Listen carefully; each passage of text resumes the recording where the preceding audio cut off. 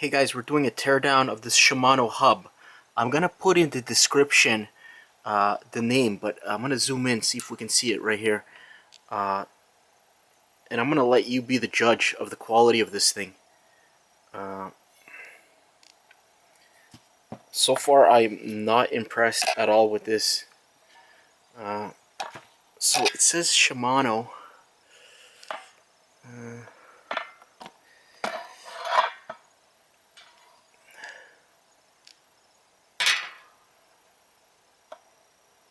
So if you can see the number, I'm gonna write it in the description though. What the model is. Okay, so what we got so far, we're tearing this thing down.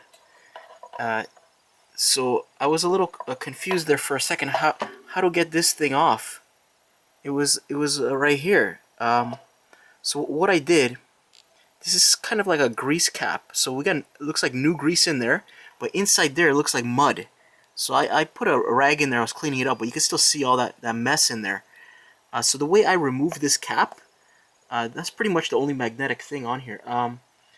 Is I just took a dowel, so I don't damage anything, and I stuck it into that thing and just pulled it off. I don't know if that's the proper way, but that's what I did. So it's got some kind of rubber. Like, this is some over-engineered garbage, if you ask me, because when you see the bearings here, it was shocking. Like, so basically, this is where the cassette would be, or no, this is where the disc would be. So the cassette would be on the other side. So this is more exposed to the elements, and this rubber and that thing looks like did nothing to stop the elements, because here's the bearings.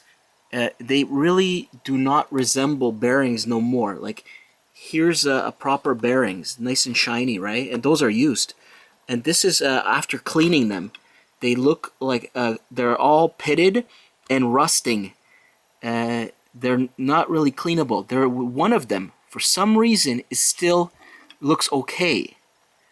The other side of the hub is a different story though. The side with the cassette, so that's deeper, like kind of protected. The bearings look just fine. And they're using 8 bearings, unless I'm mistaken, but I found 8 bearings on each side. Normally, you're supposed to have 9 on a regular hub.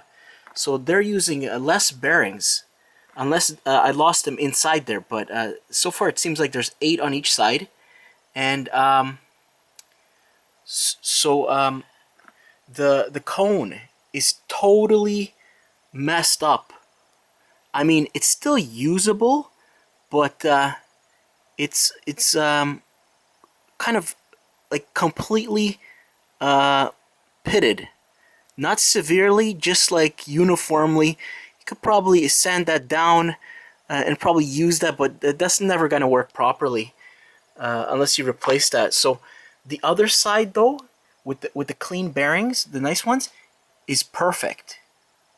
So like I said, that was this is an engineering fail, if you ask me, because I've never seen bearings in such bad condition. I've seen bad bearings, but not pitted and rusting. And you can see all the grease they had here. It did absolutely nothing. It stayed in here, and it turned into mud, kind of like in there, some kind of disaster. So when I opened it, it looked like muddy water.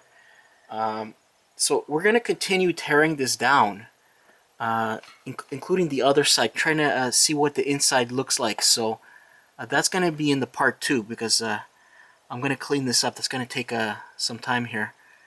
And I showed in the previous video how this rim, this is called the Sun Rims CR18.